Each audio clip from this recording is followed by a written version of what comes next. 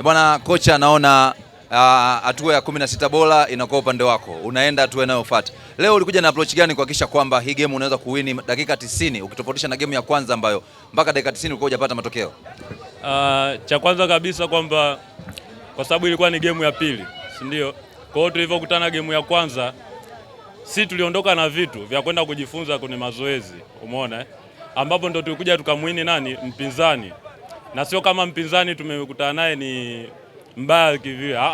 Mpinzani ni mzuri, anacheza mpira mzuri, ana wachezaji wazuri zaidi, lakini sisi tukuna maeneo ambapo tumemwini, ambao tulienda kufanyia nini mazoezi baada ya game ya kwanza kuisha. Kwa hiyo hizi ni game plan tu ambazo walimu ambao wanatakiwa uwe navyo, vitu ambavyo wanatakiwa ukajifunze na wachezaji wapi uwanjani. Baada ya mechi ya kwanza sisi tukaenda tukafanyia mazoezi ambacho kilitusababisha mechi ya kwanza tusifanyaje, tusipate matokeo. Kwa hiyo ni hivyo.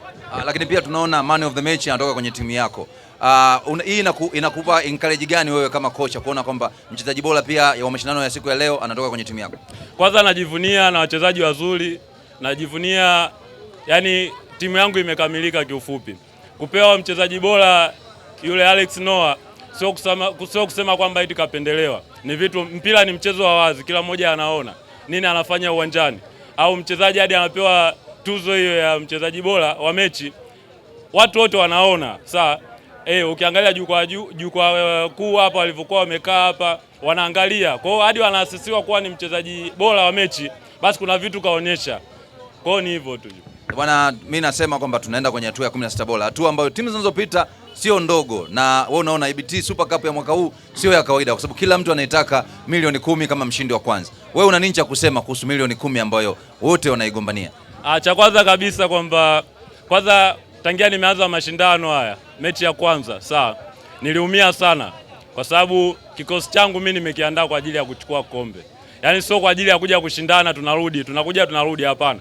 Mimi nimekuja kushindana kwa ajili ya kuchukua kombe. Kwa hiyo mimi yoyote nitakayekutana naye, yoyote yule, mimi niko naye tayari. Na hapa tukitoka saizi ni kambini. Wanaenda kufanya mazoezi ya kutosha. Kwa hiyo atakayekuja yoyote niko tayari naye kufanyaje kuweka ushindani. Yaani sitowaza sijui kuna nani anatoka wapi sijui ni, hapana. Mpira unapigwa uwanjani. Wanaweza kusema bana Miembeni wanatoka sijui wapi kule wanakuja na pikipiki. Hivyo ni vitu vya kawaida katika maisha. Unakuja na pikipiki? Uhakika. Kwa hiyo tunapokutana uwanjani, wewe onyesha kama kweli unajua na mimi nionyeshe kama kweli unajua. Kwa hiyo mimi siwezi nikamwaza eti kwamba mchezaji au timu fulani na wachezaji wakali sijui nani, hapana. Mimi tukutane uwanjani tumalize na nilia, maisha mengine yaendelee. Ila mimi naamini kabisa ili kombe mwaka huu milioni 10 hizo naenda nazo Miembeni pale. Basi kama bahati ikiwa yenu mtaacha kuja na pikipiki, mtaanza kuja na Costa mkishinda milioni 10. Kwanza itakuwa bonge moja la vibe. Yaani tunapokuja hivi sometimes tunakuja wachache. Sawa. Kutokana nini sometimes tunakosa company kwenye maeneo ambayo tunakuepo. Hivyo wenyewe tunajitahidi. Kwa kama mechi zinazokuja, mimi naamini hatua makundi unaotuona hapa leo wanakuja wengine zaidi ya hao. Natakia kila laheri. Asante sana.